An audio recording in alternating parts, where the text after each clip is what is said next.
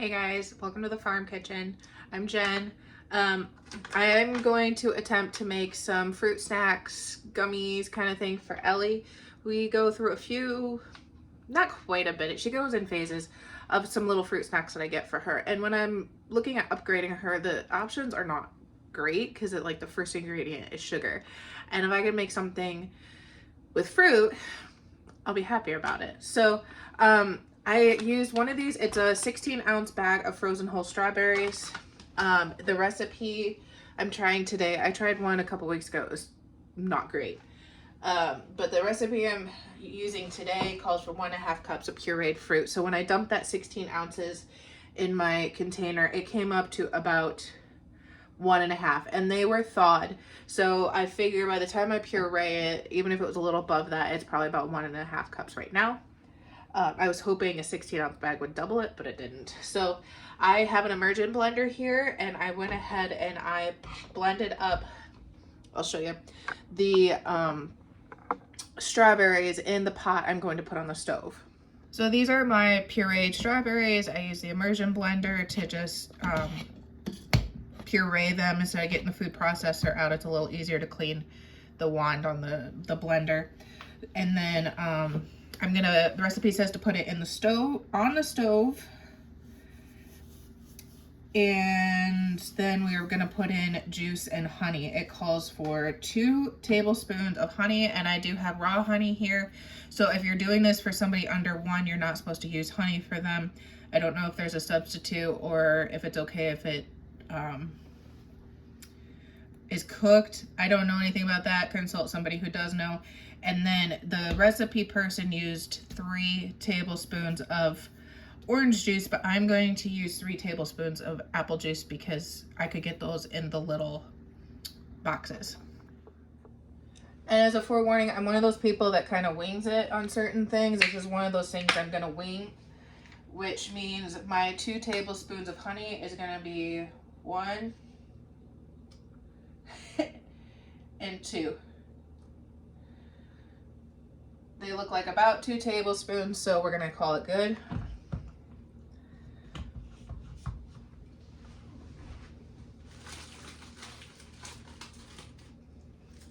And then these are the little boxes of apple juice. You might be able to get them in orange juice or another kind of juice, but I know that if I don't use them for this, I can give them to my dad, who keeps them on hand for his fruit carb protein ratios. He is diabetic.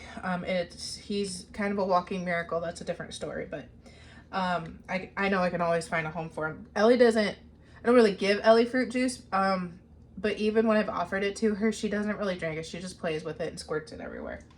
So 3 tablespoons of fruit juice. So we're gonna do 1, 2, 3, and call that good.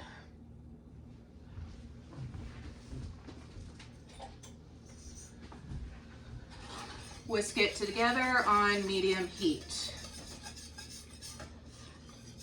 We're gonna heat until the mixture starts to bubble, and then we're gonna add our gelatin powder. I just found this on Amazon. I can link it below if you like. I'm not currently affiliated. If it changes, I'll make a note of it down in the comment or the description. It says gluten-free, paleo, keto. I think that's pretty much accurate for every, if you know what it's actually made of, it's always gluten-free, paleo, and keto. Marketing people, don't get distracted by marketing. This was just the one that I got. It worked well for the other fruit snacks I made. It almost worked too well. It gelled up so almost too hard is the consensus. I took some to work, and that was kind of the consensus. It was almost too gelatilized or something. So I'm gonna make it the recipe as is for now, and see how it sets up. I am just gonna put it on a sheet pan with some wax paper because the fruit snacks I get for Ellie are super thin, and they're just really teeny tiny, so she can pop a couple in her mouth. So that's kind of what I'm going for now. I did not get any special molds or anything.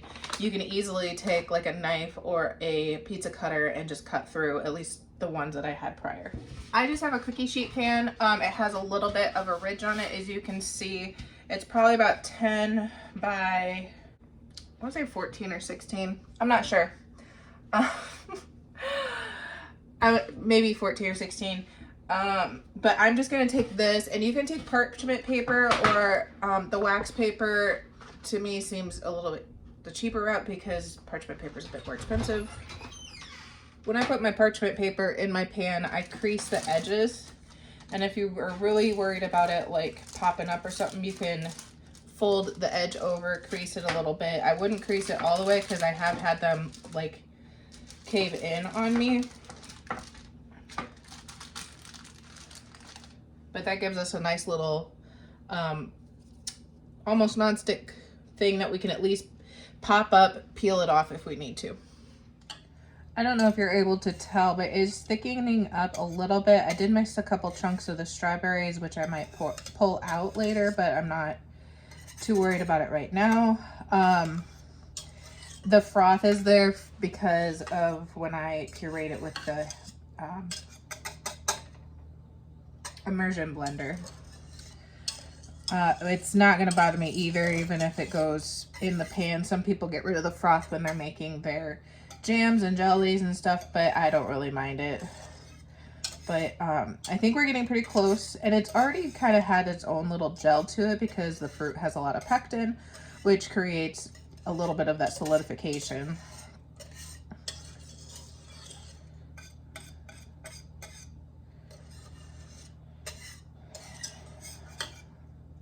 But we're waiting for it to slightly bubble.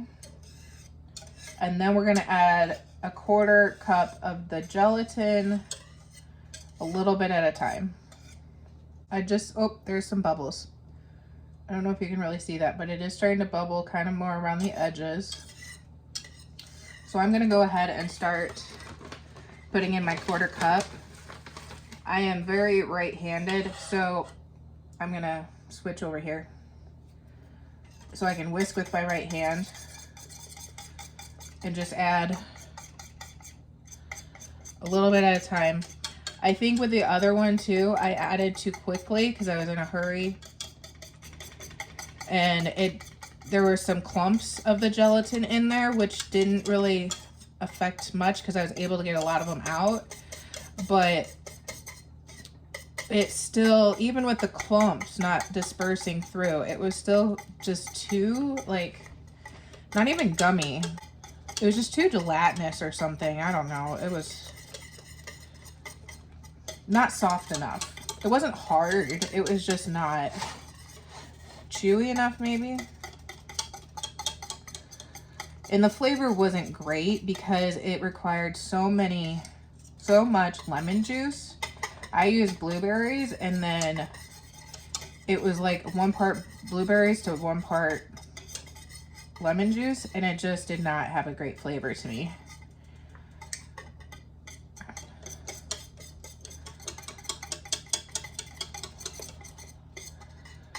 And there are some clumps in here, but after the last one, it's nowhere near as many as that one, so I'm not too worried yet.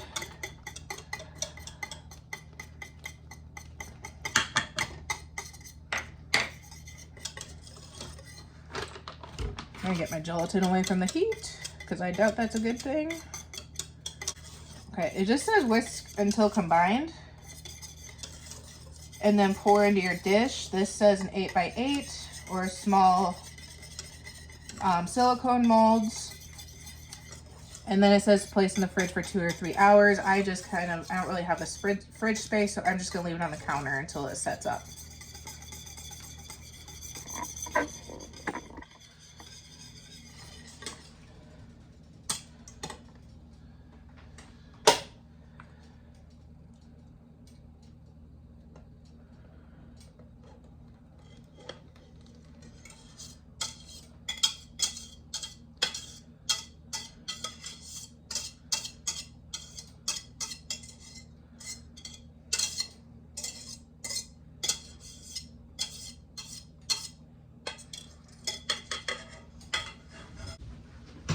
And then nothing Nothing in my house is flat or even, not even my pans.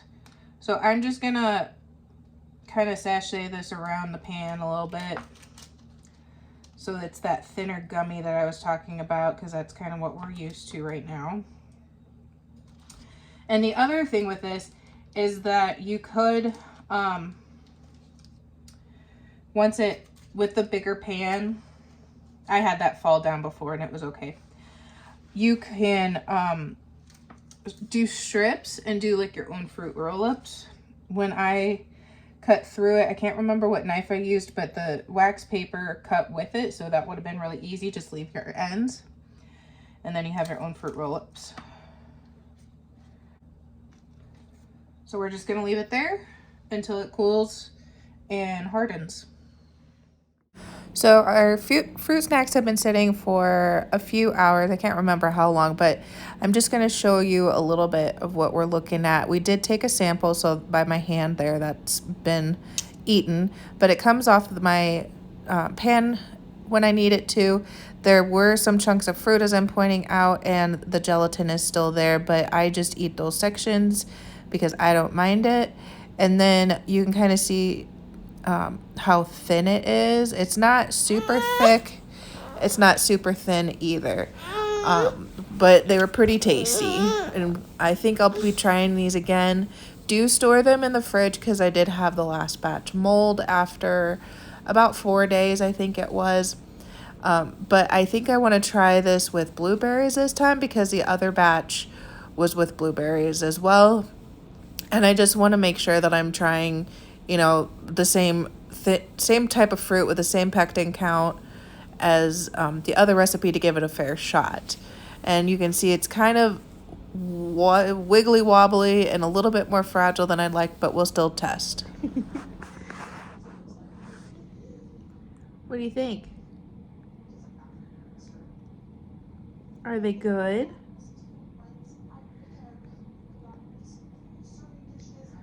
Somebody's been very crabby for several days.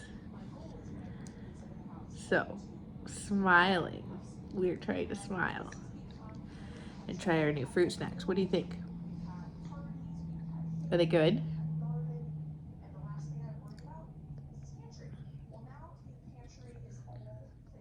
Yeah.